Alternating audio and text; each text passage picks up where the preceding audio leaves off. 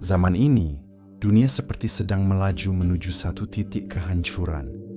Kekacauan, fitnah, teknologi tanpa kendali, kebenaran dikaburkan, dusta diangkat menjadi kebenaran. Di tengah semua itu, ada satu fitnah terbesar yang telah diingatkan oleh Rasulullah SAW lebih dari 1400 tahun yang lalu. Fitnah Dajjal. Sebelum kita teruskan, jangan lupa untuk like, subscribe, dan tekan loceng supaya Anda tidak terlepas dengan info-info menarik yang lain. Dajjal adalah sosok yang misterius dan ditakuti.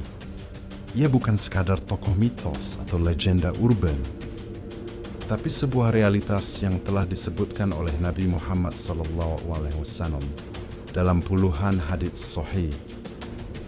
Ia adalah pembohong besar, sang penyesat, yang akan datang membawa surga dan neraka, namun keduanya adalah tipuan belaka. Nabi Muhammad SAW pernah bersabda, "Sejak penciptaan Adam hingga hari kiamat, tidak ada fitnah yang lebih besar dari fitnah Dajjal." Hadis riwayat Muslim. Lalu, apakah Dajjal itu manusia, jin, alien, atau sesuatu yang belum kita pahami? Apakah dia benar-benar sudah ada saat ini, tapi tersembunyi dari dunia?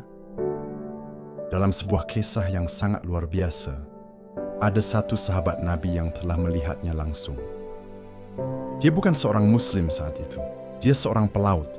Dia terdampar di sebuah pulau, dan di sanalah dia melihat makhluk mengerikan itu, dirantai, terisolasi, tapi masih hidup. Disinilah kisah Tamim Ad-Dari yang melihat Dajjal dengan mata kepalanya sendiri. Dan dalam video kali ini, kita akan menyelami salah satu kisah paling nyata, paling misterius, dan paling relevan dengan akhir zaman. Kisah ini bersumber dari hadits sahih, bukan cerita fiksi. Kita akan mengungkap siapa Tamim Ad-Dari, apa yang dia lihat, dan apa makna dari peringatan besar ini.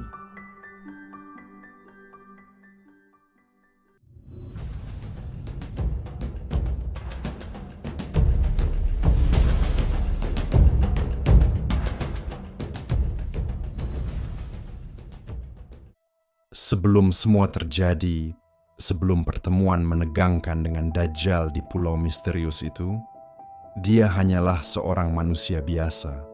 Namanya Tamim bin Aus Ad-Dari. Tamim berasal dari Bani Dar, sebuah suku dari Palestina yang saat itu masih berada dalam kekuasaan Kekaisaran Romawi Timur. Dia tumbuh sebagai seorang Nasrani, taat beragama, dan dikenal sebagai pelaut yang handal serta pemberani. Tamim bukan orang sembarangan. Dia adalah pribadi yang cerdas, pencari kebenaran, dan gemar bertualang. Dia sering berlayar jauh, menantang ombak dan angin, membawa barang dagangan, dan juga mencari jawaban. Tapi satu perjalanannya yang awalnya hanya misi pelayaran dagang biasa, tapi mengubah segalanya. Di tengah samudera, badai mengamuk. Tamim dan rombongannya tersesat, terdampar di tempat yang tak pernah mereka bayangkan. Nah, di sanalah dia bertemu dengan sesuatu yang tak masuk akal, sesuatu yang akan menggoncang seluruh hidupnya. Sejak peristiwa itu, Tamim mencari kebenaran yang hakiki. Dia meninggalkan kepercayaannya terdahulu dan masuk Islam, lalu menjadi salah satu sahabat Nabi Muhammad SAW yang paling beruntung karena dia membawa kabar yang akan menguatkan nubuat Rasulullah. Tak semua sahabat pernah melihat langsung fitnah akhir zaman. Tapi Tamim tidak hanya mendengarnya, malah mengalaminya.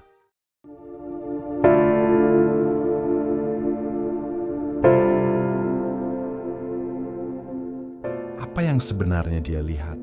Makhluk apakah yang menantinya di pulau asing itu? Tepat di masa-masa menjelang masuk Islamnya, Tamim memulai pelayaran yang tak biasa. Bersama 30 orang anak kapal, mereka menantang lautan demi perdagangan, eksplorasi, dan ilmu. Namun laut bukanlah tempat yang bisa ditebak. Angin kencang menerjang, Badai besar memecah keheningan malam.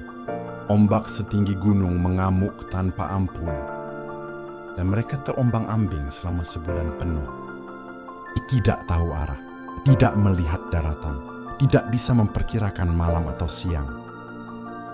Makanan mulai menipis, harapan mulai redup, tapi mereka terus bertahan.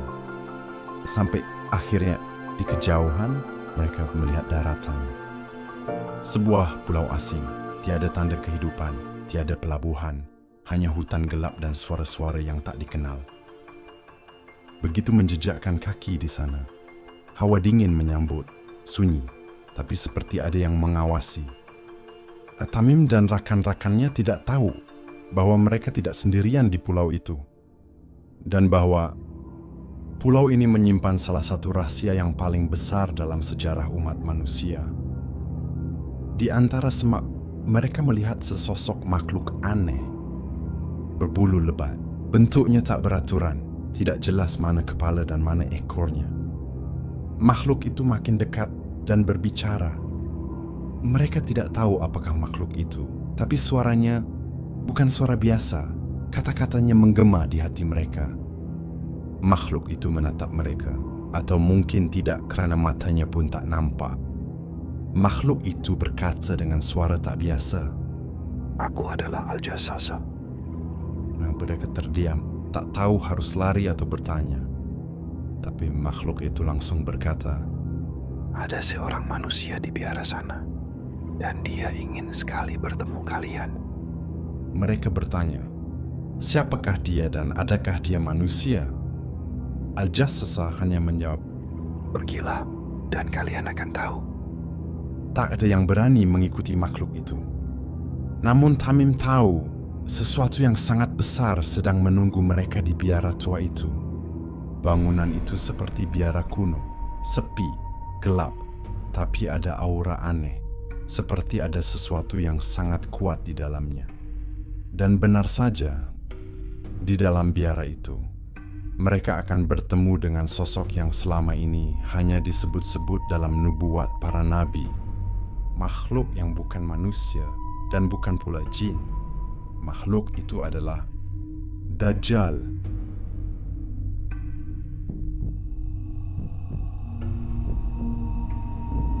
Langkah mereka terhenti. Di dalam ruangan itu, mereka melihat sesosok makhluk raksasa. Bertubuh besar, rambutnya kusut, dirantai sangat kuat dengan rantai besar dari besi. Kedua lututnya menyentuh dadanya, dan tangannya terikat di antara dua bahunya dengan rantai yang menjulur ke mata kakinya. Makhluk itu menengadah, satu matanya buta, matanya yang satu lagi seperti bintang jatuh, menyala namun menakutkan. Tamim dan rombongannya gemetar, tapi mereka tetap berdiri. Makhluk itu mulai bicara. "Siapakah kalian semua? Dari mana kalian datang?" Tamim menjawab. Ia menceritakan tentang badai, tentang pulau ini, tentang Al-Jassasa. Dajjal mendengarkan dengan tenang. Lalu ia bertanya sesuatu yang tak mereka duga. "Apakah terdapat pohon kurma di Baisan?" Mereka menjawab, "Ya, Masya Roda." Dajjal berkata, "Akan datang saatnya pohon-pohon itu tidak akan berbuah lagi. Danau Tabariyah, apakah masih ada air di danau itu?" "Ya, masih ada." "Kelak, danau itu akan mengering. Apakah masih mengalir mata air di daerah Zugar?" "Masih, mengalir dan mengairi tanaman." "Akan datang masa airnya akan hilang." Dajjal tidak hanya bicara tentang tempat. Ia bicara tentang tanda-tanda waktu, tentang apa yang akan terjadi sebelum ia muncul ke dunia. "Telah datang kepadaku seseorang yang namanya Muhammad. Apakah dia telah muncul?" Iya, dia telah muncul di Makkah dan kini tinggal di Yathrib. "Apakah orang-orang mematuhinya?" Sebagian, tapi sebagian besar menentangnya. "Lebih baik bagi mereka untuk taat padanya, karena aku hampir diizinkan keluar." Ucapan terakhir itu membuat Tamim dan rombongannya benar-benar ketakutan. mereka sedang makhluk ini bukan hanya kuat, tapi penuh tipu daya dan sangat berbahaya. Aku hampir diizinkan keluar, dan jika aku keluar, tak ada satupun negeri yang akan luput dariku, kecuali Makkah dan Madinah. Tamim segera kembali dan membawa kabar besar ini langsung kepada Rasulullah SAW. Sang Nabi tidak meragukannya, justru membenarkan seluruh kisah Tamim. Dan sejak saat itu, umat Islam diberi peringatan yang sangat jelas. Dajjal itu ada dan ia akan keluar. Setelah pertemuannya yang menggoncang di pulau asing itu, Tamim Ad-Dari memutuskan satu hal besar dalam hidupnya. Dia menukar agamanya kepada Islam. Di hadapan para sahabat, Tamim menceritakan semua yang ia lihat. Al-Jassasa, Dajjal, dan kata-katanya yang menggetarkan.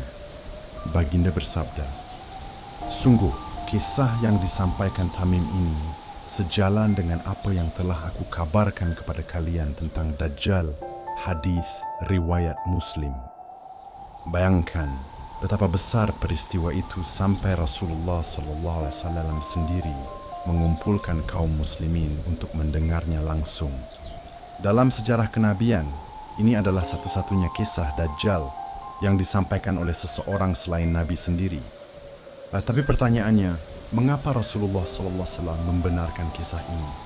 Kerana ini adalah peringatan nyata bahwa fitnah Dajjal itu bukan sekadar teori, tapi nyata, dan Tamim telah melihatnya langsung. Kisah ini bukan untuk ditakuti, tapi untuk disiapkan. Dajjal adalah ujian keimanan terbesar umat manusia. Ia akan datang membawa fitnah, keajaiban palsu, dan tipu daya. Dan yang bisa menyelamatkan kita bukan kekuatan ya, tapi iman, ilmu, dan kesiapan jiwa. Itulah sebabnya Rasulullah SAW mewasiatkan kepada kita untuk membaca surah Al-Kahfi, menjaga solat, berlindung dari fitnah Dajjal dalam doa. Kisah Tamim Ad-Dari bukan kisah petualangan semata. Ini adalah peringatan dari langit. Sebuah isyarat bahawa kita hidup di akhir zaman. Bersediakah kita?